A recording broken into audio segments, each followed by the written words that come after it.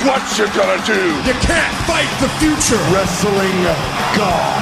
ProWrestlingRadio.com presents. Are you talking to me? Pro Wrestling Radio Live Online. You think The Rock actually cares? What is he doing here? Oh, it's true. I'm bringing everybody with me.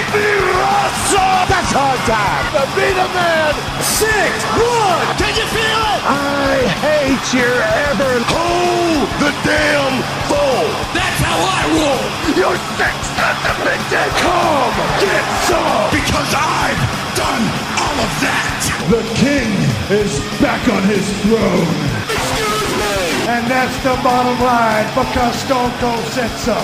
We are live, finally, after a few minutes of technical difficulties from the both of us. My name is Eric Gargiulo, and I am here with my partner in crime, the birthday boy, Luke Hawks. Luke, welcome back to the show. I think it's been like 2.5, 3 weeks since we last been on the air, and really psyched to be back with you here. How was the birthday, my friend? It was good, man. It was like a week-long celebration. I was out, getting everything I wanted, eating brownies and cakes. And we are here, Luke. You and I, the recording is on. We've already heard about your birthday. We already heard about what I don't want to be doing on my birthday, which is what you were doing on yours. So let's get to the wrestling talk because there is a lot going on right now. Of course, the big news would have to be the Money in the Bank pay-per-view this weekend. Right here in my hometown of Philly. Oh, wait a second. Somebody, this is, I was going to go into Money in the Bank, but let me wait on that. Somebody here sent me in a question on Twitter saying it'll be interesting to hear how Luke is going to explain how him and his son got slapped by Matt and Reby. You got slapped around by Matt and Reby Sky? when did that happen? I don't know. Somebody just sent me a tweet asking me to ask you about that. Are they special? I don't know. Maybe. They do let anybody on Twitter. Yeah, it's probably a Matt fan. Yeah, probably. Matt, we know what happened. Matt hit my son. I almost killed Matt, and every guy in wrestling's pretty much hit Revy. So that's how the story goes. Is that what you had for your birthday? You mentioned earlier. No, I turned it down. Oh. That was worse. I don't know who's worse, Revy or Sonny. We're gonna get to that. Let's go to Money in the Bank. Big pay-per-view this weekend right here in my hometown of Philadelphia. And, you have this really interesting scenario. Let's talk about the Raw Money in the Bank match, because to me, that's really the sell here. I know Cena and Henry is the main event. We'll talk about that. But let's talk about this Raw Money in the Bank match. You have an all-babyface Money in the Bank match right there on the Raw side anyway. You have Daniel Bryan, you have Randy Orton, you have Kane, you have Christian, you have Sheamus. I know I'm missing something. I'm just rolling these guys off the top of my head here. And it seems like the last couple of weeks, the WWE crowds are kind of confused because you got to remember with WWE crowds, there's a lot of kids out there and families. They're not paying attention to the internet. So they're kind of confused seeing all this good guy stuff. And I think the Daniel Bryan, this Daniel Bryan push, and we'll get to that, it's a little tarnished because people aren't sure whether to cheer or boo for him.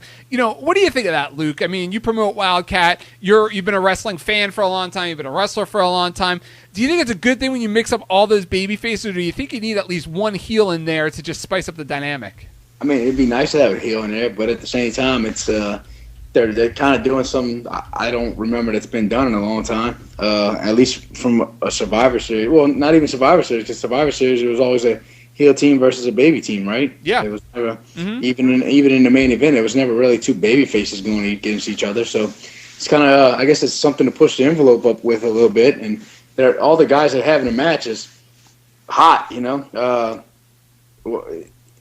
What's going to happen? I know this is a little far-fetched down the line, but the Wyatt family supposedly just took Kane out. How does that impact Kane for this weekend? Yeah, it's funny you mention that because there's a blog that went up on my website today by the great Tom Clark, and Tom has a theory, and his theory is, or at least he's taking a shot in the dark at a prediction here, that Brock Lesnar could wind up replacing Kane in the match as a mystery replacement. I don't see that happening, but yeah. I mean, I'm not saying the crazier stuff has happened, but I don't see it happening. Yeah. We already discussed this. I don't see Brock working any more than Brock has to work. Brock's not going to do anything. I don't think Brock wants to do. I don't think Brock would want to do that. Yeah, you're not a Brock fan, are you?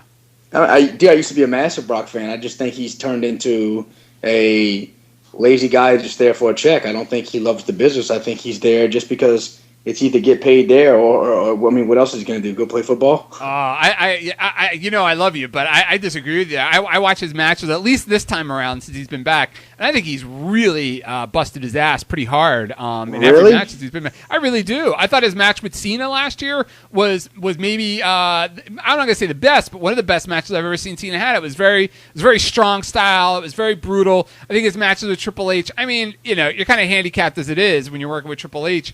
But I think he's busted his ass pretty hard. I really do. Nah, man, I don't see it. I just see a guy who just with no heart, no determination, just there getting a payday. That's all I see. Yeah. Another prediction coming from the chat room is maybe Dolph Ziggler is a guy that gets screwed in the Alberto Del Rio match, and he winds up coming out and replacing Kane in the Money in the Bank match. Yeah, I mean, you never know. That'd be a good thing too. I'd like to see Dolph do more. Of course, Dolph's on fire, man. So yeah. I don't really try and think about what they're gonna do because number one, the internet, of course, always hypes it, and goes, oh, this is gonna happen, this is gonna happen. They try and put the spoilers out and say this is the plans for this guy. I like to just watch and see what's gonna happen. Yes. And just I want to be surprised. And I told you that a long time ago. I hate the fact that nowadays you can't get away with anything, and then they have so many people complaining and saying, "Oh, well, the product's stale, it's boring. You know what's going to happen. This is, they never surprise us anymore." But those same people are going to be the same ones, taking a picture of the airport of this mystery opponent tonight and tweeting it, going, "Hey, I just seen Chris Jericho at the airport. He's the guy coming in the Raw tonight." Yeah. And it's like you just said. You're complaining about not being surprised, but you want to spoil it. That's how the internet is. Yeah, it's a tough deal. It really is a tough deal to be, to be a wrestling fan, and you want to be surprised, but you also want to follow the internet because, you're such a fan. You want to get all the news, you want to get all the rumors. But it's so great when you're surprised. If you follow social media and you follow the reactions when there is a big surprise, like on Raw or not really SmackDown, but like on Raw, people go nuts because it just rarely happens. But at the same time, I think I think there are people out there that listen to these podcasts and stuff looking for predictions and picks, and not that you or I have the booking sheets, and no matter who we're picking, it's just our guess, but. I think it's a weird deal because you like to be a wrestling fan. It's like football, It's like I like football. I really don't care who's getting arrested or who's not paying their baby mama. But then, subliminally, when you see these stories about, a guy like Antonio Cromartie that's got like 8 kids or something, you start to think different. You start to think different of him than, if you're watching him and just as a player. And like Randy Orton's a guy, you have TMZ that's reporting that he got divorced. And to me, I try and stay away from those stories on the Camel Clutch because it's not my business. And I like to give these guys their privacy. But you have these TMZs and Radar Onlines in the world, and now who's to say that with Randy Orton getting divorced, does it affect like some buddy watching? I don't know. It's a fine line you have to walk. Yeah. I mean, I think if I was going to put a prediction on, to go back to the prediction, I wouldn't say Kane would be out of the match. I would say, if anything, there'd be a reason for Kane to lose the match. He's still injured, so he couldn't compete 100% or something. Something crazy like that. Mm-hmm. Or maybe he gets jumped again on the pay-per-view by the Wyatt family. I kind of lean towards that. I really see that happening on there. I think that. Again, I'm not breaking any stories here. This is just my prediction. But the way that I kind of see this playing out is maybe with Kane and Undertaker as a team at SummerSlam, teaming against the Wyatt family with somebody else. Yeah, that's not a bad idea. All the rumors earlier where it was going to be Kane and Undertaker against the Shield, but it doesn't really seem like they're going that way. But if you kind of look at it, just the timing of the Wyatts coming in and everything. But then it's a weird deal too because you have the Wyatts coming in and they're gonna, they're getting this big push, and you put them against Kane and Undertaker. Obviously, Taker's not putting those guys over at this point, and Kane could, but it's not a big deal. But you'd really expect Kane and Taker. So I don't even know who you put over in the match. Right, and the Wyatt family. Isn't he supposed to be from Lafayette, Louisiana? Well, the kid Bo Wyatt, that's Husky Harris, Mike Rotundo's kid. Right. Yeah, and and that was something that somebody wanted me to ask, throw out there a question to you during the show. Somebody in the chat room, and this is something that I feel strongly about, and I'd love to get your thoughts on it. And I think we're a little different than some other people, just being closer to the business. You especially more than me these days. Does it bother you when you watch Raw and you see an angle like that and you see all these fans chanting Husky Harris at him? Where it's like, I know who you are. I'm smarter than you. Or is it kind of expected in this day and age? I think it's expected, but it also pisses me off. Yeah, it's like now. I say it pisses me off, but not every instance. Like when they're chanting Albert during Lord Tensai matches, I totally get it because we know this guy's not Japanese. We know he was on WWE TV for years. Sure. As Albert, where Wyatt wasn't. He was barely on TV. He's kind of forgotten about, and he was there. So yeah, people know who he is, but he has a completely different look, a different character. He wasn't like a made superstar. I mean, he wasn't. He was only there. Yeah. Couldn't have been. I mean, more than 6 months, I would think. At least it didn't seem like that long to me. So, just like let the new character go along. It's what it is. But it's fans, dude. We can't stop it. They're gonna do what they want. They're gonna chant what they want. They're gonna like who they want. They're gonna boo who they want. We can't stop a thing. Yeah, yeah. It's interesting because I was guilty of it. I was a little smart ass when I was like, I want to say 13 or 14. I used to read The Observer, and I remember sitting in the front row at a TV taping where Brett and Owen Hart were wrestling, and Brett did some interview where he said like Ric Flair was the shits or something like that. So so I was sitting there. It was probably with Rob Feinstein, and we were sitting there and saying Ric Flair, it's Brett versus Owen. So we're saying Ric Flair sucks, and whatever else stupid that you could say when you're front row. And I remember Owen Hart kind of giving us a wink. he had Brett in a chin lock, and he just kind of gave us a wink. But I never really I never felt the need to like screw with anybody, to like to try and like mock a match or mock a wrestler. And I think it goes back to ECW where if there's one thing I hated about ECW, and I have such a big spot in my heart for ECW, and just really love my time there and just what it was all about. There's one thing I really hated was glorifying those fan chants, because all of a sudden the fans would kind of take over the match, and you could have two guys out there busting their ass hard.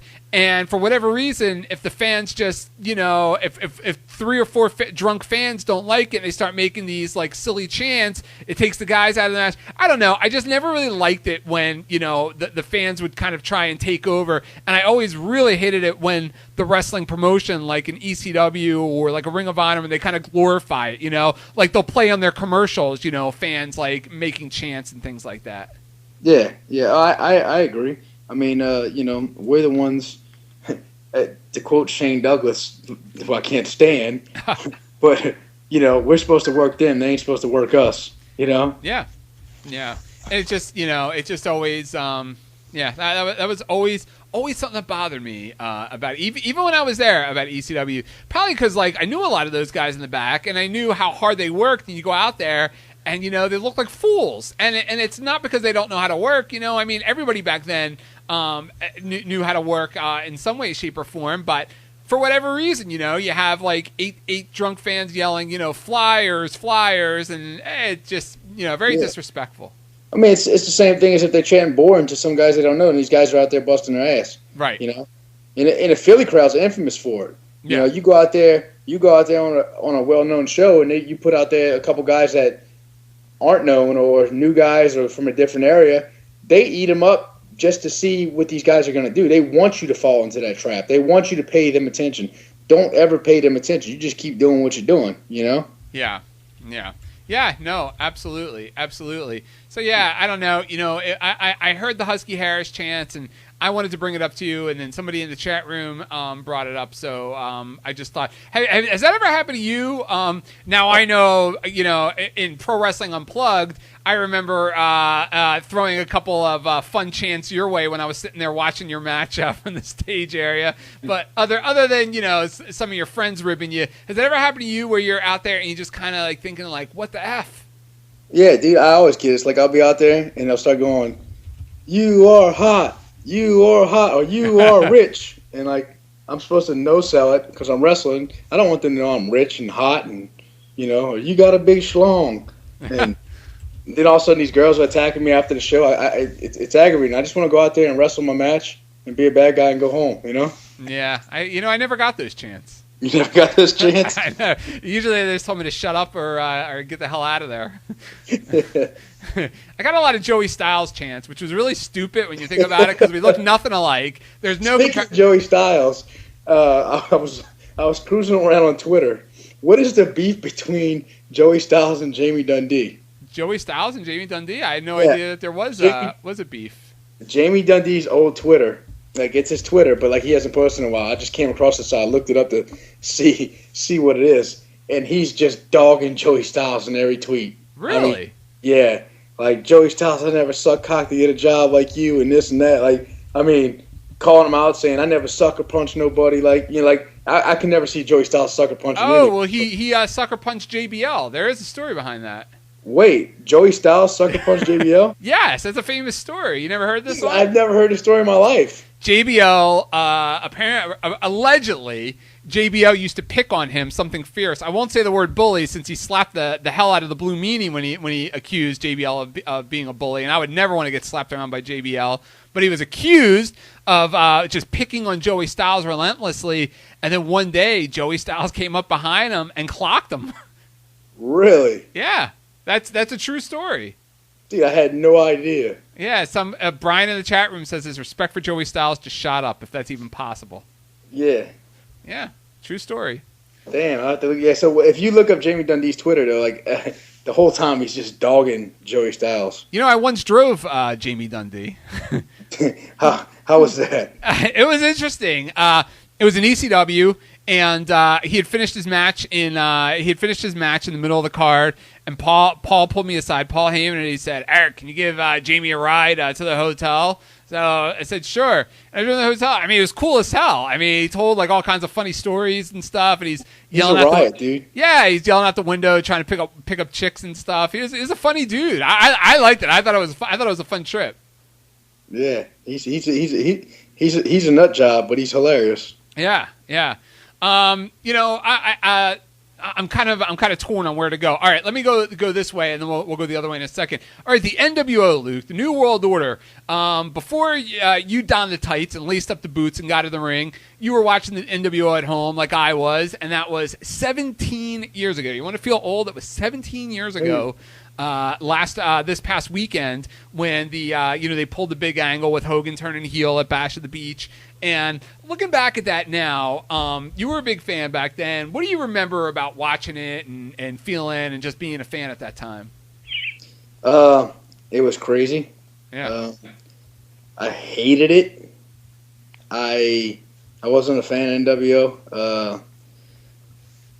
Let's see. I was the typical hated the heels. Liked the baby faces for the most part. I wouldn't say everyone, but the typical heels I hated. Yeah. So some of them I like. You like the Steve Austins, and you like who else? Like in that era, who was the good heels in that era? That the four horsemen were kind of tweeners, I guess, at that point. The Arn Andersons and the Flairs. They weren't really heels no more because they just got that. They got that superstar pop. I wasn't like a fan of Sting or anything, but I used to watch WCW, and one guy who there's two guys back then I couldn't stand, and it was Jerry Lawler and X-Pac. Okay. And I never told this story on the air. I never told this to anybody. I haven't even told the Pac, who I'm really good friends with. Okay. So we were at the New Orleans Superdome, and I think Pac was feuding with Eddie Guerrero or starting something. It was like right when he got an n.w.o, somewhere around there. And they were leading up to a ladder match. It was like a Nitro. Well, Pac goes on the other side of the arena. They set up a ladder, and while Guerrero's wrestling. And, of course, a bunch of fans weren't over there. I'm the first one over there. Mm. and I grab a piece of paper, I ball it up, and he's literally like 3 feet from me. You know, just like right outside of arm's distance. Yeah. I thumb the paper and hit him right in his face. So he looks at me, grabs his crotch, you know, and like shakes his dick at me. And then next thing you know, what would happen? Like, the camera, it's like a Monday Nitro, so I think it was Nitro, but the camera's going back and forth on Pac and then going back into the ring, like with Guerrero, whoever he's wrestling. Mm-hmm. And Pac starts getting down from the ladder. Well, when he went to go down, I grabbed his jacket and yanked him off the ladder, and he kind of fell into the barricade. Yeah. Oh, wow. And then security shoved me down on my ass. Did you get thrown out? No, it was too big of a crowd. Like, I got shoved down, and I fell down and kind of got away. But I never even told Sean that story. It's a funny story, though. Like, I have to ask him if he remembers it one day. You remember that time when that guy pulled you off the ladder in New Orleans on Nitro? Yeah, that was me. Wow. So as far as Hogan goes, you know, I mean, you and I, you know, we grew up in different eras, so I have more of a soft spot for Hulk Hogan than you do because, I mean, I grew up in Hulkamania. I was a kid then. I used to go to the shows, and I was there for Hogan's first title defense in Philly and all that stuff. So what did you think when Hogan turned heel? Was that something, because you said you liked the heels. Did you like Hogan now that he was a heel? Did you still hate Hogan? No, I was pissed. I was pissed because that's another thing I wanted to bring up is I wanted to jump the rail, and there was 2 people at this point. Like, I was like, if WWE comes, I'm jumping a rail, and I'm beating up Jerry Lawler. And I was like, if WCW comes, I'm jumping a rail, and I'm beating up Hulk Hogan. Wow. Okay? Now, I would have probably got my ass handed to me. I was this little scrawny kid. Yeah. The referees would have probably whooped my ass. But Hogan, you know, Hogan came, they did the whole thing, and I'm thinking, I went with one of my friends, my friend Jesse Hartle. He's a blind guy, and we went to high school together, middle school, and he was my best friend at the time. And he was the captain of the wrestling team. He was an awesome amateur wrestler, and but he was you know, blind, but he was a massive wrestling fan. And Jesse begged me not to jump the railing because he would have been by himself, you know, in that big ass crowd. Yeah. He went to the show. And that's the only reason I didn't do it. Thank God I didn't do it, but because I would have went to jail and everything else. Who knows? But you know, when you're a fan, dude, I loved it. I wanted to get it, you know, and I was pissed at Hogan. So yeah, I was like, oh.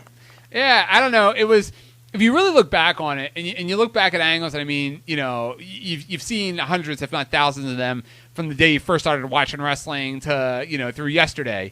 And you look back at angles, and angles that had real money impact. I mean, as a promoter, you know about an angle that has money impact. As a wrestler, you know, as an angle that has money impact.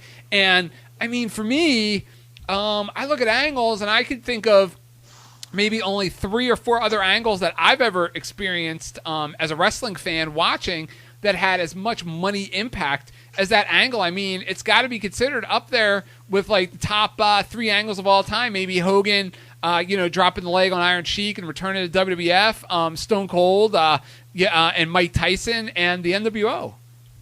Yeah, I mean, I'd have to add Hakeem, the African Dream, up there too when he changed to that. Oh, come on now. That was pretty good. Oh, come on now. You must still be partying from your birthday. Yeah, you don't think that was money? I thought it was great, but it didn't really draw any money. I thought you know what? I didn't think it was great because, you know what? I'm one of the few guys that I love the one-man gang. I was a huge one-man gang fan. That dude was awesome back in the day. I mean, now I watch his matches on YouTube, and I didn't even know what I was thinking. But as a kid, you know, just seeing the dude with the mohawk and the chains and everything, like, I loved him, man. I was a big one-man. I was stoked when he came to the WWF. I was stoked when he came because I thought he and Hogan would have some good matches and stuff. I was into the gang. Yeah, no, I'm just joking. But they had some good angles. I mean, dude, I think one of the most happiest times I ever was in wrestling for me was when Ultimate Warrior returned, when Hogan was fighting Sid. Oh, okay. That night, and you know, and Warrior ran out at the end. Yeah. I went bananas. Wow. So it's just because I was a massive Warrior fan. Yeah. Like, I was a Hogan fan, but you know, like, I wasn't like a massive Hulk Hogan fan. Yeah. I was a Warrior fan. Mm. So, you know, and the Warrior would be there, and then he'd disappear for a while, and then he'd come back, and you know how that thing went. But oh yeah. But so when he was gone for a while at that point, and when Warrior came back, man, I hit the roof. That's awesome. That's but awesome. Then he started throwing up from them spells and stuff like that, and just wasn't the same. That's some crazy stuff. All right, here's a story that Brett in the chat room just alerted me to, and it could be a big one, especially for you because you live in New Orleans and WrestleMania is in your backyard. There was an interview with Stone Cold Steve Austin today where he said that he's healthy enough if the stars align to wrestle on WrestleMania 30. What do you think about Austin wrestling at WrestleMania 30? Is if he does, is Punk the natural matchup? And here's one I'll throw at you. Did WWE screw things up by turning Punk babyface now and rather than keeping him heel in case Austin did come back? Well, they can always turn it back. Well, yeah, but, if he would have had the momentum going from, heel for 2 years and have Austin come in and kick his ass, I think that would have been huge. No, it would definitely be huge, but I think he can get it back just as quick. I think Punk's that good. I think if Punk was to come out and cut a promo and just call out Steve Austin, I mean, dude, that's how good Punk is. And not a lot of people can pull that off. Yeah. Punk could go out there this Monday night and cut a promo and say, hey, and just bash Austin. It's kind of the same way that Cena did Rock. Right. Say, you left the biz, you did this, blah, blah, blah. Of course the fans are going to get behind Austin and want to see him come back, Like, that can easily be done, and it can easily be a top match. Yeah, definitely. I'm excited. I mean, I don't know about you, but I think that there's definitely a void with Steve Austin missing on WWE TV. Without a doubt. I think he has a lot to offer. I think he should still. I don't understand why he's not used more. I don't either. It's a weird thing because he's out there doing these podcasts, which are phenomenal. I don't know if you've heard them, but they're tremendous. I mean, he interviews guys like Kurt Angle and Shawn Michaels and Bret Hart, and you wouldn't believe it, but the guy's one of the best interviews I ever heard. He's smart. He loves the business. Yes. He knows the business. That's a big key right there. Yes. So, me too. And he's out there. He's obviously not busy, and yet WWE just kind of lets him do their thing. I don't know if they don't want to pay him. I don't know what it is, but there's no reason that he can't be on their TV like once every 6 weeks, once every 2 months or something, just to do something. Dude, if Brock can do it, Austin can do it. I think Austin's a bigger draw than Brock is. Oh yeah, without a doubt, definitely. I think Austin would be a bigger draw than Rock if it was Austin and Cena. I agree 100%. So, but maybe the numbers don't add up. Maybe who knows what it is? I don't know. Yeah, I mean, I've heard for the last couple of years that Austin has just always been gun shy because he doesn't want it to tarnish his legacy. Because he's always had such great matches, and here he is coming back years later, with injuries that he sustained, that he's not certain that he wants to take a chance at tarnishing his legacy. And I got to give him a lot of respect because I'm sure if he wanted to wrestle on WrestleMania tomorrow, they take him. Right. Yeah. Yeah. And before it was supposedly always the injury thing. That's what I always heard. I guess that, or at least the reason for it. Supposedly he was too banged up to do it, and he didn't want to take a chance, and this and that. But and I don't know. I don't have Austin's body, so I don't know how exactly he's feeling. But I wish I had his money. Yeah, I wish I had his money too. I can guarantee you. And you said he's not busy. Oh, the dude's busy. I mean, he's doing a lot of stuff. He's got these TV shows. He's probably doing interview after interview. He's promoting his stuff, and he's filming. He's filming a lot of movies. Even though they're not like major blockbusters like The Rock has, he's still filming movies, and they're going to DVD, and he's still making a ton of money on doing that, and putting a lot of time and effort into that. So the guys probably hasn't slowed down a bit. Yeah, it's probably a poor choice of words on my part. I guess what I mean is, he has an hour every week to do a podcast. Sometimes he does 2 podcasts a week. So, right. It's like, can you get him to even cut a tape promo to put on Raw? I'm sure you could, but for whatever reason, it's just not happening. The thing is, they just don't want to do it. And, obviously he misses the business, or else he wouldn't be doing a podcast. Yeah, definitely. It's in his blood. I don't see The Rock doing any podcasts. I don't see The Rock talking about the business, Yeah, I don't either. Although I think it would be fascinating because, The Rock, he's got a longer, he's got more time in the business if you go back to him traveling with his dad, and seeing his grandfather. I mean, I think him doing a podcast would be fascinating. Maybe. I'm not a Rock fan, man. I never really been. Is the guy talented? Is he money? Yeah, but I just never really got into The Rock. I respect The Rock. He's a super nice guy. He's really cool to work with and cool to talk to. But as far as just a Rock wrestling fan, and I never got into it ever. It was more of a childish thing to me. Like his promo was like where Austin was that real, rugged. Like when Austin said he was going to kick your ass, you believed he was going to kick your ass. And when Rock said something, I took it more of a cartoon. You know what I'm saying? Yeah. You know what I really liked was when The Rock did that brief heel run where he was like Hollywood Rock. Where he with the helicopters and everything. Yes. Yeah, that was good. Yeah, I really like that a lot. I think that era, and it was a pretty short one. I think that was like one of the best heel runs that I've ever seen. I mean, he was just phenomenal during that run. Yeah, I agree with that. Yeah, I like that. So another road I want to go down here, and I want to ask you now because, there's so much on the plate, and I don't want to get to the end of the show and say, oh, Luke, we're out of time. I'll ask you next week. I want to ask you right now. There is a report out there. It's not a rumor. It's happening. XPW, your old stomping grounds, they're coming back. Coming back. I've been hearing that for like the last 2 years. Well, apparently they have a show booked. They have talent booked. They have this tournament booked. What do you think? Are we going to see Luke Hawk's back in XPW? Yeah, you'll see me in XPW. Hold your breath. So, I think it's retarded. I mean, who the hell is he going to use? I've heard a few names, and I won't say any because I don't know for sure. So I'm not going to say these guys' names if they're not on the show. You know, I don't want to throw these guys underneath the bus. All I can say is the guy's an idiot. So anybody wanting to work for this guy. For what? And then the one thing I also heard is that he's signing them to exclusive contracts where they can't wrestle anywhere else. Really? Yeah, but for no money.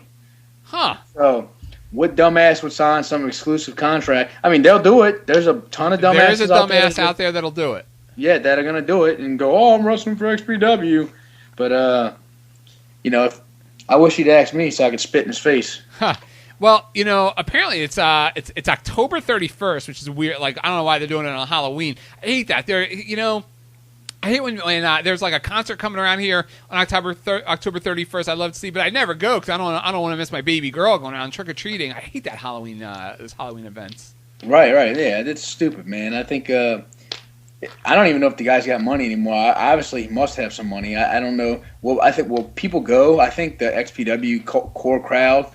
If there's one left, which there probably is, they'll go. But, dude, it kind of fires me up a little bit because I'm just like, it's one of the things where how can this guy even be allowed to run shows? The guy's a moron. Yeah. But there's nobody who can stop him from running shows. And I don't even know how he can use XPW name because Big Vision owned the name. They bought the rights to it. So isn't Kevin Kleinrock Big Vision? He doesn't work for Big Vision anymore. It's Houston Curtis, the guy who owns it. Oh, still. okay. But Kevin works for this anime company, Neon Alley. Okay. So, so Kevin has no ties with him. Kevin has no ties with Rob or anything. Kevin won't be involved with XPW. Nobody that I talked to, I joked with Joey Chaos. I tweeted him and I was like, or Facebook. I said, somebody's like, oh, Luke, XPW's coming back. And I said, oh, you better let Chaos know so he can go claim his TV title again. Whatever happened to him, man? Because it seemed like he had a good look, good talent. Just, he's still grinding, man. Chaos is doing pretty well. He's got a really good school out in L.A. He runs some shows out there, and he's got a ton of good students. Watch some of his stuff. Sometimes I check out some of his stuff. He tweets a lot of stuff. His school is called Santino Brothers Wrestling Academy. So if there's anybody on the West Coast listening or checking this podcast out and you're looking to train, and you're on the West Coast, definitely check out Santino Brothers and Joey. I'll give him that. He's a hard worker. He's smart when it comes to training. I used to train with Joey a lot and work out with Joey a lot. So he's not going to pussyfoot around and baby you. He's going to beat your ass and make you want to stay in the business or quit the business. Yeah. Huh. Interesting stuff. You know what I used to love about Chaos, and I don't understand how he didn't cut his stomach up. I used to love how he would wrestle with the TV title. I always just think that was pretty cool. Yeah. But I used to think when he would do that leg drop off the top rope, that one of these days the belt was just going to go right through his stomach. Yeah. Well, he was made of steel back then. I don't know if you knew this or not. I didn't know. I thought it was a lot of water. Yeah. Steel on the outside, water on the inside. Yeah. So. He could. It probably wouldn't affect him. But he's trimmed up nowadays. He looks good. He's lean. He's got long hair now. He paints his face completely kind of like a skeleton. He's got a whole different look, man. You wouldn't even notice him if you seen him. What about TNA? This past week, there were a couple roster cuts on there. Did I lose you? You still there? I'm here. You got me? Okay, yeah, I'm here. TNA, they had some roster cuts this week. Some of the people cut. Joey Ryan was cut. Do you know Joey? I know Joey very well. Okay, so Joey Ryan was cut. What's her name? Madison Rayne. I don't know if she was cut, but she's just not coming back. She didn't resign. There was another girl there that didn't resign her contract. What do you think? You feel sorry for these guys, or you like, or what are you thinking about these cuts? I wouldn't say feel sorry, but I mean it's kind of BS. Joey Ryan wasn't there that long. I know they fired like Crimson. They fired Christian York. Christian York. Yeah, he was another one. Yeah, it seems like it was all the not tough enough. What do you call it? What's gut check. The gut check guys. Yeah. Oh, and Crimson. Matt Morgan asked for his release. Yeah. Do you like Matt Morgan? You know, I think he's got a good look, but like I just never really. I don't know. He's missing something. Yes. And the thing about him, I was talking about this the other day with somebody, which is funny. And I say this with no homo. Matt Morgan has no ass, so the way he wears those trunks, I always thought looks funny because it doesn't feel as big. Like he's this big old jacked up guy, and he's kind of got like an inverted ass. Yeah. So it just looks like sticks, and then a big old back. Yeah. You know. So I was like, man, there got to be a different pair of tights that can complement his body shape a little better. I don't know. You're on your own with this one. I've never checked out Matt Morgan's ass. You're on your own, partner. Hey, I'm not saying I'm checking out his ass. I'm just saying the way his tights look. Right. You know, he's got a weird build to him because he's so tall and he's got these long legs and like you know he has no ass definition, no bubble there, no nothing. So it just looks like a big ass back and some sticks. Wow. So I think like some trunks might do him better than some long trunks might do him better than, or maybe at least the shorts. Like that's one thing I always thought about Matt. I was like, man, why does he wear those just the regular tights? I'm like I don't know. Yeah. You know, something I want to talk to you about. You know, and you and I talked about. You don't want to talk about this subject too much. I don't really. I mean, you know, it's like I don't really watch a lot of TNA, and I don't really watch a lot of Matt Morgan. I just know that when I've seen him, you know, he's got a real impressive physique, and you know, but there's just something missing there. His ass is missing. I guess that's what it is. Is that what you look for in Wildcat when somebody comes in? You take a look at their ass. Check out their ass first and see what kind of ass they got. So, you know, something I want to talk about, I was thinking of you this week because I was watching this interview with Sting, and he was talking about what it takes to be a breakout superstar in TNA. And I'm just going to summarize what he said. But no, this goes back to what you and I talked about the first time we did the show here. And he said the fans can see through the BS of somebody that doesn't put everything into being a wrestler. Guys that don't go to the gym. Guys that don't spend time putting a look together. Guys that don't spend time getting the right pair of tights. Guys that go in the ring and kind of half-ass it. And you know, and he said that, you know, he said that fans can see through that, and at the same point, you know, fans can also see when a guy really is putting it all together. When a guy really is working hard. When a guy really has crafted and developed that look. And it kind of sounded to me, and I don't think it was intentionally something he said, but he kind of sounded to me that he was pointing some fingers to some people in TNA that weren't working, that didn't get over, and just saying, hey, you know, it's time for some of you guys to look in the mirror. Yeah, I mean, I would love to know who he's talking about. Yeah, me too. I mean, but he was just making a general statement, but I thought it was pretty interesting because you and I talked about that a couple weeks ago. Right. Yeah, like I said, I would love to know. I would love to know who he's talking about because I think they got a hell of a. We talked about this. I think TNA has a lot of talented guys, but they all choose to put Sting on TV. Yeah. Well, you know, something else I want to ask you about is, you know, I'm jumping around here because I have all these things. We haven't talked in like 3 weeks, so I have all these things that are popping into my head that I want to make sure I get out there before we end the show here. And plus, we got to get some plugs in a few minutes anyway. I was listening to an interview today with Jim Cornette. And as you can see, I prepare well for the show. I'm listening to interviews all the time, watching these videos. But I was listening to an interview with Jim Cornette, and it was an interview that Mike Johnson over at PW Insider did with him. And he didn't really do the interview. Cornette just kind of talked for an hour, and Mike asked like 3 questions. And and Cornette started talking about why, what's the best way I could put it? Why a lot of the Ring of Honor fans didn't. Were bashing him. I don't know if you know, but a lot of Ring of Honor fans were bashing Cornette for his booking, right before he left and a couple months before that. And, right. I didn't like it either. I don't watch Ring of Honor, but I would read about it, and I mean, it just didn't sound like it was anything that would excite me. And Cornette kind of blamed the fans for Ring of Honor not getting over. And he said that when they signed that deal to go on Sinclair Broadcasting, that they needed to slow down the product, and instead of having these hotshot angles every week, they needed to slow it down and reintroduce all the wrestlers and all the characters to this new audience out there. And the way that he compared it, he said it would be like showing this new audience Star Wars in the middle of Star Wars without knowing the background and watching the beginning of the movie. And I thought it was kind of interesting and a little, I don't want to say gutless, but a little misguided, I guess would be a better word, to blame fans for your booking not getting over. I don't know. It just sounded kind of weird to me that it's the fans' fault for not liking my booking because my booking's great and everybody's wrong. And for you not to like it, F you. Yeah. I think he kind of has a point with the whole reintroducing them. You know what I'm saying? Right. If you're on TV and you just get this new TV market and people are starting to watch, but at the same time, you got to think about it is people usually don't watch it as soon as you get on anyway. People have to find out about it. Exactly. And these TV shows are on at like 12 o'clock in the morning or 2 o'clock in the morning anyway. It's not like these guys were on at 8 o'clock, on ESPN. Right. So they gotta. It's a fine line. It's easy for us to go out there and judge them. You know what I'm saying? But we don't know either way. I try not to judge. I'll give my opinions and what I think. But it could be either way. Could be.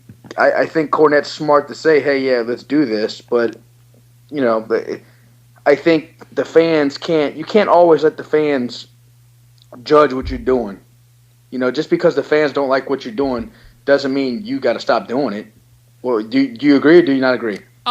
Yes and no. I totally agree with you on that. That you can't let a bunch of the loudest fans that are complaining. You can't change what you're doing because of them.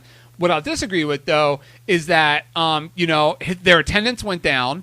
Their interest went down in Ring of Honor, and really they were here in Philadelphia all the time. They never came back. They were playing these smaller cities for a few hundred fans. So obviously something's not working because not only are these fans saying you suck, these same fans that are saying you suck are saying we're not going to go to the shows anymore and we're not buying tickets.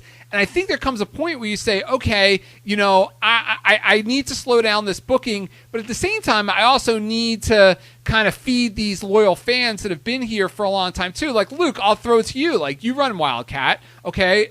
Let's say we're talking 2 years down the line now. And your product is red hot, fans are into it, and all of a sudden you get this contract to get in these markets, at like 12 o'clock in the morning, 2 o'clock in the morning. So remember, Luke, I'm not telling you you're getting on like Spike TV at 8 o'clock. I'm telling you you're getting in like Biloxi, Mississippi at like 12 o'clock in the morning. Yeah. Are you going to slow down your entire product for those fans, or because if you do that, then you're kind of screwing all these fans that have been loyal to you. So now the fans that you do have are going to be like, well, forget it. I'm done. This isn't the Wildcat that I've been supporting and watching for 2 years. Well, and then you're kind of left with your your hands down your pants, so to speak. Yeah, no, I don't think I would slow down. I mean, I might make some changes, but I wouldn't slow down. Yeah. You really can't go backwards. Yeah, so I agree with you that you can't let loud fans dictate how you're going to book. But at the same time, if you start to see a trend where it's not just these loud fans, you start looking at your attendance figures, and your attendance is down, which means your merchandise is down, which means your iPay-per-views are down. Then I think at some point you got to take a look in the mirror rather than point the finger at the fans. Wait, I'm sorry. What did you say? Oh no, I was saying I do agree with you that you can't let fans run your company. But at the same time, I think when you start looking at your figures and your attendance is down and your merchandise is changes and say what can you do. But sometimes the business is hurting. I mean, I can tell you from our Wildcat shows, we might come off the best show we ever did, and then the next show we have an even better show laid out, and the crowd's half as big. Yeah, absolutely no reason. We did absolutely no different or added. It's weird. There's no rhyme or reason to it. It's weird. You would think, oh man, we just did really, really good. We're coming back. We got a return date. The show was hot. You would expect to grow on the next show. Yeah. And then, you get half the crowd you got the first time. Yeah, I hear you. Let me ask you another question, and then we'll get to the plugs. Daniel Bryan. Now, here's a debate that I had on Twitter, I want to say about a week ago, and it just blew up. Like, I mean, I must have gotten 100 tweets out of it. I asked the question out there, is Daniel Bryan over? And I was looking at it from a business point of view. I wasn't looking at it as somebody that turns on Monday Night Raw and sees people cheering for him saying Daniel Bryan's over. I was looking at the ratings. And I was looking at the ratings, and what the ratings were telling me is that when Daniel Bryan was on, people were tuning out, and he was having some of the lowest rated segments of that time slot in months, if not years. And what that was telling me is that why people might enjoy going to shows and chanting yes, yes, yes. And you and I have talked about Daniel Bryan, and we both love him, personally and professionally. I think he's great. But, I see fans chanting yes, yes, yes, but at the same time, the mass audience, they're just not buying it for some reason because they're tuning out when he's on TV. Now, do you think that's his fault, or do you think it's do you think he's the draw? Do you think he's the draw and he comes on and they change the channel, or do you think it's just a coincidence? I think it's bookings. I think it's the bookings' fault, and it's kind of an easy way out for me to say it's not his fault. It's the booking fault. It's the booker's fault. But I think it is the booker's fault because I think what they did with him was they booked him to be like this comedy goof with talking about the weak link of the team, and he's like a comedy figure out there. And then all of a sudden, one day they pull the switch, and you're supposed to take him seriously as a guy that's tapping out Randy Orton, as a guy that's beating the Shield. And for people like you and me and fans that have followed him, we're like, yeah, this is great. We always knew that he had it in him. He's good to watch. But to like a kid watching it at home, to like that 11-year-old Luke Hawx watching at home, you're probably thinking to yourself, this guy's a geek. He's been booked like a goof for like the last year and a half. So I think it was just poor preparation from the writers to kind of get him to that point. Yeah, I mean, I never looked at the ratings or anything. I can only judge my personal standpoint. Right. I love it. Right. So, and I do too. I do like watching them. I mean, I really do enjoy it. But yes, it's hard. It's hard to judge. All I would say is keep on pushing them, man. At least give them the chance. Give them 6 months to run with the ball. Yeah. Give them at least 3 or 4 months to run with the ball and see what happens. Yeah. What I would do, and I put this on Twitter as part of my argument, is I don't think he's over now, but what I would do is I would have him be completely serious, and I would just have him start tapping everybody out for the next 6 months before he wrestled John Cena. And by that point, people would see him as a serious dude, as a threat, as the real deal. But I think it's going to take time. I think there's a little repackaging that needs to be done there. Right. I mean, it can be done. Yeah. Yeah. I mean, look at Kurt Angle. He was a goof for a while. Remember, he used to put on the cowboy hats and with the toy guns, and then all of a sudden one day he was tapping everybody out. Yeah, but Kurt Angle's also, everybody knows he's Olympic badass. Yeah, it's true. It's true. You're right on that. You're right on that. So you can't, Kurt Angle's a real wrestler, so to speak. Yes. So I want to ask you a question, but I don't want you to answer it now because I want us to get to the plugs. But this way, people are going to have to stay tuned and not tune out in the middle of our plugs because Brett in the chat room has a question. And I don't know if you're familiar with this, but Sunny, you remember Sunny, Tammy Sitch? Yeah, I know her real well. Seen everything she had to offer. Yes, so have I, in person, about 2 feet away. So that's a whole other story. Maybe we'll get to that if we have time permitting. So Sunny is doing a deal now where I think it's $50. I'm not sure what that. I think I saw the amount was $50. You can get in bed with her and take a picture spooning with her at like an upcoming convention. And she's desperate, dog. my question to you, and I don't want you to answer it now because we have to leave some people in suspense, is my question to you is how much money would you pay to spoon with Sonny? And you don't want me to answer it right now? Don't want you to answer it right now. Okay. What I want you to do is I want you to lay those plugs on me. Okay. Wildcat Sports on Facebook. Wildcat Sports on Twitter. Luke Hawks 504 on Twitter. I'd say add me on Facebook, but my Facebook's just about maxed out, and I got about 10,000 friend requests that I haven't even got to because I can't. Hit us up, man. Check us out. YouTube, Wildcat Sports and Entertainment. Check us out. And then anything Camel Clutch Blog has to watch, check out WrestleChat.net. I can't even talk tonight, dude. I'm just having an off night tonight. That's all right. Me too.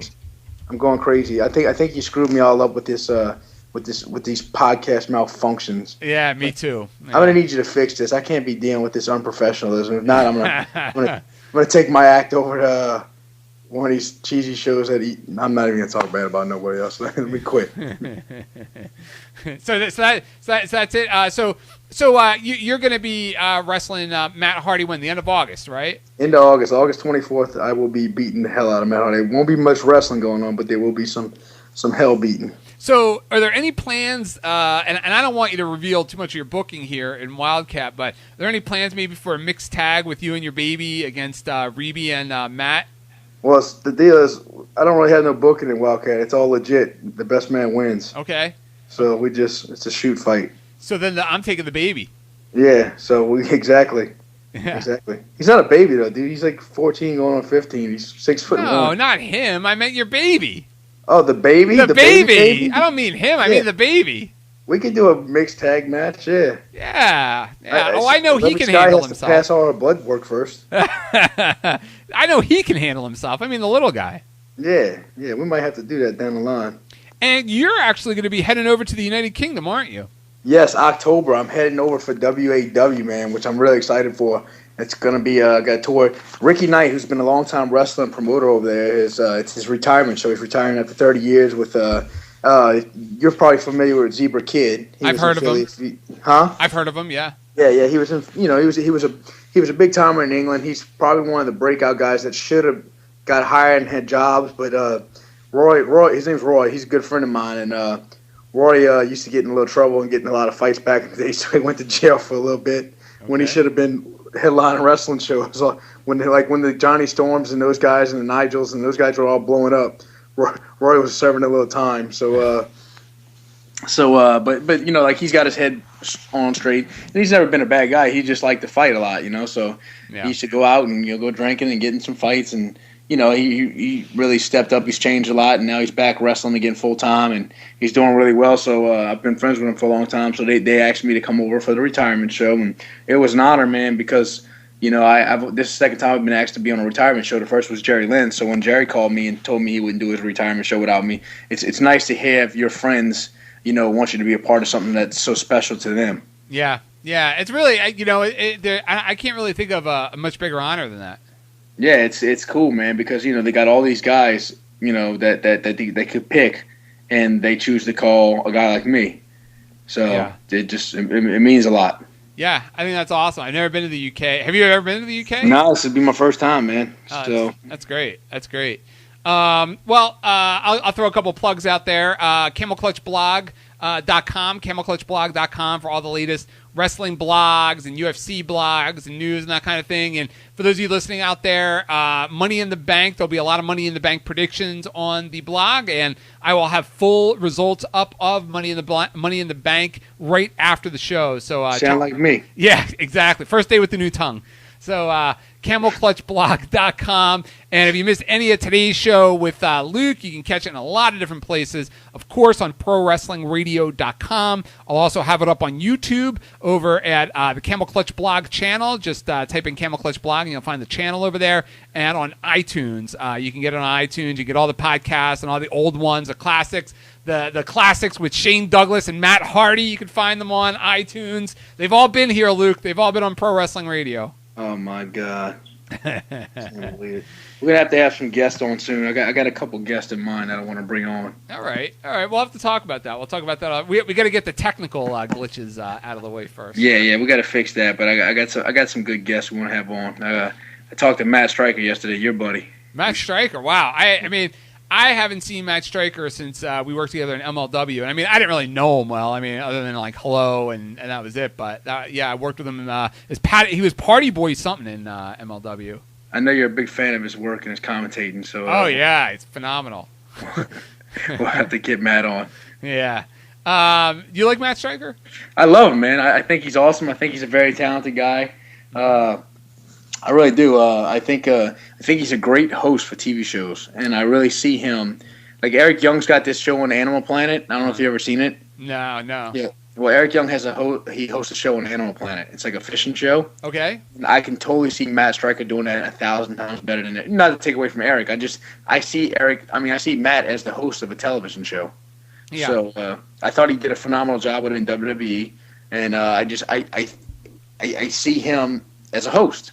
You know, not nothing against his wrestling, but I think he's surpassed that now, and I think he does a good job hosting. I think that's where his niche is. Hey, listen, my plan, if I ever had the opportunity back in the day to go to the WWE, was all I wanted to do was go there for 2-3 years, get my name out there, and then start making money in other places. So I hope he can do the same thing. Yeah, I think he will. I mean, the guy's got a lot of talent. So, and if he, I was shocked that he got released. We talked about this, so. Mm-hmm. Yeah, I was shocked that he got released, but it happened. And but Stryker's a good guy, and he made a good name for himself. So I don't think he'll have any trouble finding work or anything. Yeah, he always had a good reputation on the indies when I worked on shows with him. Yeah, he's a nice guy. So he's you know what I admire the most about Stryker? What? Is that he was always a non-BS guy. Mm. If he didn't like something about you, he would tell you. Yeah. If he said, hey. It doesn't mean he was right, but at least he was honest. Yeah. And you don't find that in the business nowadays. Like I told you about that before. I told you, if you have a bad match, and guys come up to you and they go, "Oh yeah, good job." I don't want to hear that. I want to hear what was wrong if I had a bad match. And Matt would be the guy to come and go, "Oh man, well you really started messing up right here. You should have changed." So, and most people can't handle that because most people don't want to hear, "Oh, I messed up." Most people can't handle messing up, but a perfectionist and somebody who wants to get better is gonna, want the truth. Yeah. Speaking of these guys on the indies, my last question I'll ask you, and then we'll go back to the Sunny topic, and then we'll close out the show. Is Low-Ki? There was a recent report that came out that Low-Ki is pretty much retired, other than making a couple appearances here and there, and there were some that say that the reason that this is because he's burnt every bridge in the business that he's ever had, and that he's just having a hard time finding work. But apparently he's doing voiceover work, and he's telling people he's pretty much retired. Personally, I've worked several independent shows with him, and the dude was cool as hell, super nice guy, went out of his way one show to shake my hand. So I don't have a bad thing to say about him, although I've heard a million stories from guys that do. I think he's a douchebag. Okay. So I never liked him. I always hated the one thing I always hated about Low-Ki, and this is one thing is one thing I always hated about Low-Ki was that he was the kind of guy that had this reputation. Everybody, look how badass he is. Watch how hard he kicks this guy in the face.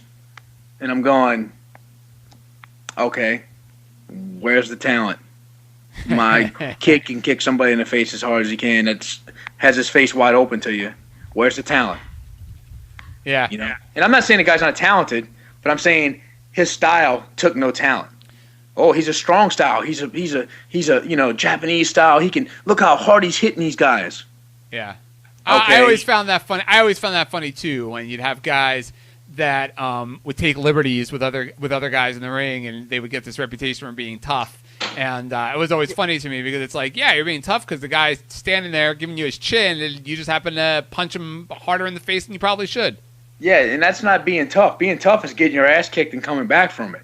So, and he was just known for hitting people. Right. So I'm like, that's not a tough guy. And I would always say, please somebody book me against Low-Ki, because if he hits me, I'm going to knock this motherfucker into next week, and he probably won't wrestle again. Yeah. Yeah. Well, so, I'm about to go into my bank account and book the match. Let's do it. Yes. Let's do it. All right. So, and then I had an incident when I had a little run-in with him in Jersey All Pro once. I worked up there. I went up there to the show. Homicide invited me to the show. I think you told me this story before, but yeah, go ahead. Yeah, so Homicide invited me to the show, so I went up with Feinstein and Homicide and them. And it's when I first moved to Philly, and he said bring your gear in case you work or whatever. So I was like, okay, cool. So I bring my stuff, and I didn't know anything about Jersey All Pro. I didn't really know too many of the guys. I knew the names. I knew the internet guys. I knew the guys who worked with CZW. I knew, what I'm saying? I knew, Yeah. But I didn't know some of the local boys and stuff. And so I came in, and we go to the locker room, and I'm hanging out. Well, all of a sudden, about 5 minutes before the show starts, it might have been Fat Frank, it might have been somebody else, but they came up to me and said, hey, we're going to squeeze you in the card tonight. You're going to have a 3-way match with these 2 guys. And one of them was one of the Special K guys, I think, from Ring of Honor. I didn't know who he was. Okay. But it was a little small guy. And then the other one, I couldn't tell you who he was neither. It might have been the Grim Reaper or somebody. I don't remember. So it was like 5 minutes. So I barely had time to get dressed. Well, this kid comes over to me, like the little high flyer dude, and he starts going, okay, we're going to do this. Don't introduce himself. Don't do anything. Just comes over and just starts calling a match to me, telling me what he's going to do and calling like a million spots. And, I'm not a spot guy.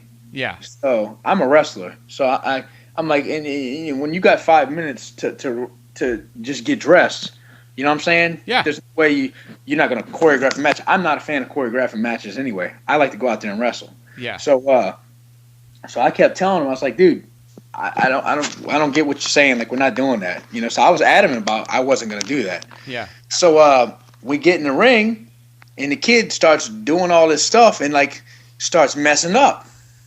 So then he gets pissed and he hits me because he's getting pissed because he's messing up. Okay. So then, dude, I just grabbed, like, it happened like 2 or 3 times, and he tried to, like, stiff me like 2 or 3 times, and it was like a kid, So I just hauled off, and I slapped the shit out of him. I slapped the taste out of his mouth, dude. And then he got pissed. He went and hurried up and pinned the other guy real quick and just told the guy to finish the match. And he pinned the other guy and then rolled it out to the back. Then he got in the back. He started throwing a fit. So I went after him when I got in the back. So then Loki came over there, talking all big and bad. Hey, what's going on here? And I was like, who the fuck are you talking to? Yeah. And then like when I manned up on him, he kind of backed away. But it was like, I'm like, who the fuck are you talking to, dude? You don't even know the situation. You don't know what's going on. Don't come over here, talking big shit, telling me to calm, trying to calm me down. Like, you don't even know the situation. Like, I ain't getting punked. I ain't no punk. So yeah.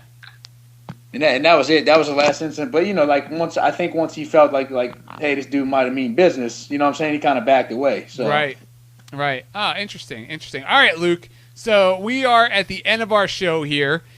We've went well over an hour, which is very cool, and I have tons more that we can talk about. But I got to get out of here. You got to get out of here too. I got a big audition for Eastbound and Down. Oh, I love that show. I'm excited. The show's coming back. I didn't even know it was coming back. Yeah, it's coming back, and hopefully I book this role. I'm not saying I'm gonna. I don't know. There's probably a million people auditioning for it, but and it's a reoccurring role, so it's an acting role. So I'm really hoping I get lucky and get this role. Ah, dude, that'd be awesome. I'm pulling for you, and I'm sure everybody out there is pulling for you. But what we're really pulling for is to find out how much money you would pay to get in bed and spoon with Sonny. I like how you set that up, by the way. Yes. I wouldn't pay a shit. Wow. I'm Luke Hawk. She'd have to pay me. Wow, that's interesting. She used to come after me back in the day, back in the XPW days and stuff. But I was never a Sonny fan. I'm not. You know me. I'm not a fan of blondes and white women. Yeah, it's never been my type. So it's well documented.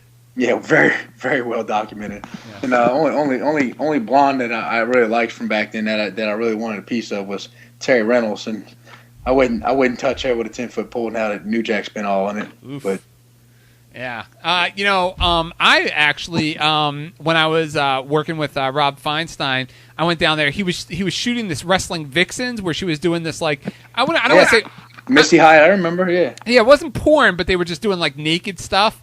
And I was down there filming it, and I was standing 3 feet away from her cooch, and I was being paid in a sense spoon with Sonny because I was being paid to be there, and it was quite an experience. Let me tell you, she certainly wasn't looking like the Sonny that most of us remember. No, did it smell bad?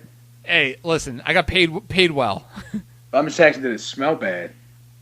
You know, I actually felt bad for her because I mean, she was just at the time she was just so messed up, and she's always been a mess. She's like off the deep edge. It's crazy. I mean, it's sad because I used to love Chris. So yeah, like, me too. I used to like him a lot.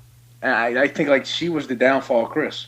Yeah, it's a rough one. I mean, I think it's like one of those deals where, I mean, listen, you know, I don't know them, you know, outside of the shows and stuff, but just some people just aren't good for each other. You watch these shows about addiction and stuff, and just some people just aren't good for each other, and maybe they just, you know, weren't good. Yeah, I agree. I just think you know, and Chris was with her no matter what. So yeah, he was there that day. He was there. Man, it was just, yeah. I mean, you hear all the stories about her, you know, and like they were together all that time, and the stuff like, you know, the stuff with her and Brett, and the stuff with her and Sean, and you know, it's like, man, how can this guy just put up with this, you know? I heard some. I mean, I'm sure you have too. I've heard some crazy stories about her. I mean, which I'm not going to reveal here because I don't want to get anybody in trouble. In an argument one time. We were in a parking lot in L.A. and she wanted to go get some stuff. And he was like, we only have like $10 left on the debit card and we needed to eat. And she's like, no, I don't care. We don't need to eat. I want the stuff. Get the money out and get, you know, like, and like here Chris is going like, no, we need to eat. And like she was just down his throat on getting some stuff. Wow. I mean, in recent years, it always seemed like eating was a priority with her. So I'm kind of surprised. And on that note. Yeah. Yes. And on that note, well, Luke, I want to thank you as always for joining the show. We straightened it out after a rocky start. We got the crowd back, and we covered everything. It was really great to talk to you again, and we'll be back in about 2 weeks to do it all over again. And we'll do better. We'll come back better and stronger next time. Yeah, absolutely. Well, again, I want to thank you, and again, follow Wildcat Sports, and yeah, we'll see you in a couple weeks. Yes, sir. Y'all peace out. Thanks for coming. You know, this is, you know, I was going to go into Money in the Bank, but let me wait on that. Somebody here sent me in a question on Twitter saying it'll be interesting to hear how Luke is going to explain how him and his son got slapped by Matt and Reby. You got slapped around by Matt and Reby Sky? When did that happen? I don't know. Somebody just sent me a tweet asking me to ask you about that. Are they special? I don't know. Maybe. You know, they do let anybody on Twitter. Yeah, it's probably a Matt fan. Yeah, probably. Matt, we know what happened. Matt hit my son. I almost killed Matt, and every guy in wrestling's pretty much hit Revy. So that's how the story goes. Is that what you had for your birthday? You know, you mentioned earlier. No, I turned it down. Oh. That was worse. I don't know who's worse, Revy or Sonny. We're gonna get to that. Let's go to Money in the Bank. You know, big pay-per-view this weekend right here in my hometown of Philadelphia. And, you know, you have this really interesting scenario. Let's talk about the Raw Money in the Bank match, because to me, that's really the sell here. I know Cena and Henry is the main event. We'll talk about that. But let's talk about this Raw Money in the Bank match. You have an all-babyface Money in the Bank match right there on the Raw side anyway. You have Daniel Bryan, you have Randy Orton, you have Kane, you have Christian, you have Sheamus. I know I'm missing something. I'm just rolling these guys off the top of my head here. And it seems like the last couple of weeks, the WWE crowds are kind of confused because you got to remember with WWE crowds, there's a lot of kids out there and families. They're not paying attention to the internet. So they're kind of confused seeing all this good guy stuff. And I think the Daniel Bryan, this Daniel Bryan push, and we'll get to that, it's a little tarnished because I think he's there just because it's either get paid there or I mean, what else is he going to do? Go play football? I love you, but I disagree with you. I watch his matches at least this time around since he's been back, and I think he's really busted his ass pretty hard in every match since he's been back. I really do. I thought his match with Cena last year was maybe I'm not going to say the best, but one of the best matches I've ever seen Cena had. It was very strong style. It was very brutal. I think his matches with Triple H. I mean, you know, you're kind of handicapped as it is when you're working with Triple H. But I think he's busted his ass pretty hard. I really do.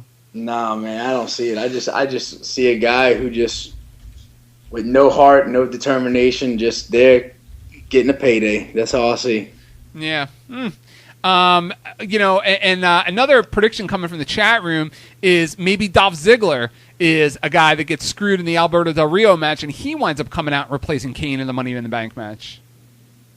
Yeah, I mean, you never know. That'd be a good thing too. I'd like to see Dolph do more. Of course, Dolph's on fire, man. So Yeah. it's I don't really try and think about what they're gonna do because number one, the internet of course always hypes it, and goes, oh, this is gonna happen, this is gonna happen. They try and put the spoilers out and say this is the plans for this guy. I like to just watch and see what's gonna happen.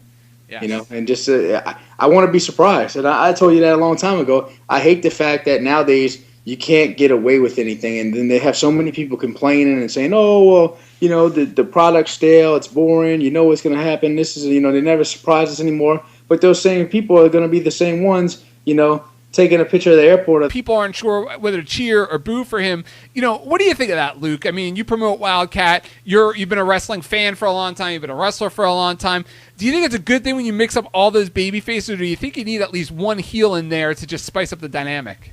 I mean, it'd be nice to have a heel in there, but at the same time, it's they're kind of doing something I don't remember that's been done in a long time. At least from a Survivor Series. Well, not even Survivor Series, because Survivor Series, it was always a heel team versus a baby team, right? Yeah. It was never, even in the main event, it was never really two baby faces going against each other. So it's kind of, I guess it's something to push the envelope up with a little bit. And all the guys that have in the match is hot,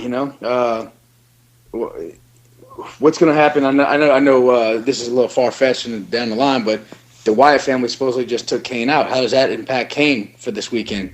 Yeah, it's funny you mention that because there's a blog that went up on my website today by the great Tom Clark, and Tom has a theory, and his theory is, or at least he's taking a shot in the dark at a prediction here, that Brock Lesnar could wind up replacing Kane in the match as a mystery replacement.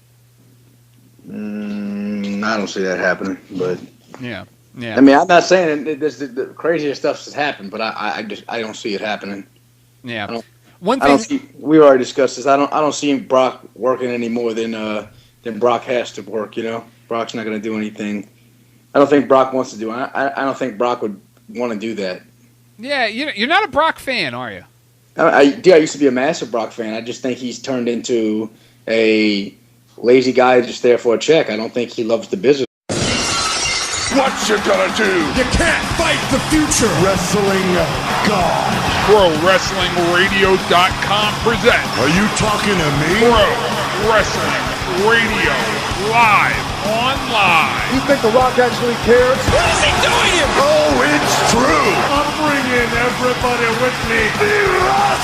That's hard time. To be the man. 6, 1. Can you feel it? I hate your ever hold the damn phone. That's how I roll. You're sick son of a bitch. Come get some. Because I've done all of that. The king is back on his throne. Excuse me. And that's the bottom line because Stone Cold said so. We are live, finally, after a few minutes of technical difficulties from the both of us. My name is Eric Gargiulo, and I am here with my partner in crime, the birthday boy, Luke Hawks. Luke, welcome back to the show. I think it's been like 2.5, 3 weeks since we last been on the air, and really psyched to be back with you here. How was the birthday, my friend? It was good, man. It was like a week-long celebration. I was out, getting everything I wanted, eating brownies and cakes. And we are here, Luke. You and I, the recording is on. We've already heard about your birthday. We already heard about what I don't want to be doing on my birthday, which is what you were doing on yours. So let's get to the wrestling talk because there is a lot going on right now. Of course, the big news would have to be the Money in the Bank pay-per-view this weekend, right here in my hometown of Philly. Oh, wait a second. Somebody... this mystery opponent tonight and tweeting it going, hey, I just seen Chris Jericho at the airport. He's the guy coming in the Raw tonight, Yeah. And it's like, you just said you're complaining about not being surprised, but you want to spoil it. That's how the internet is. Yeah, it's a tough deal. It really is a tough deal to be, to be a wrestling fan, and you want to be surprised, but you also want to follow the internet because, you're such a fan. You want to get all the news, you want to get all the rumors. but it's so great when you're surprised. You know, if you follow social media and you follow the reactions when there is a big surprise, like on Raw or, well, not really SmackDown, but like on Raw, people go nuts because it just rarely happens. But at the same time, you know, I think it's, you know, I think there are people out there that listen to these podcasts and stuff looking for predictions and picks, and not that you or I have the booking sheets, and no matter, you know, who we're picking, you know, it's just our guess. But you know, I think it's a weird deal because you like to be a wrestling fan. It's like football, you know. It's like, I like football. I really don't care who's getting arrested or who's not paying their baby mama. But then, you know, subliminally, when you see these stories about, you know, a guy like Antonio Cromartie that's got like 8 kids or something, you start to think different. You start to think different of him than, you know, if you're watching him and, you know, and just as you know, as a player. And like Randy Orton's a guy, you have TMZ that's reporting that he got divorced. And to me, I try and stay away from those stories on the Camel Clutch because it's not my business. And you know, I like to give these guys their privacy. But you know, you have these TMZs and Radar Onlines in the world, and now who's to say that, you know, with Randy Orton getting divorced, does it affect like some, you know, buddy watching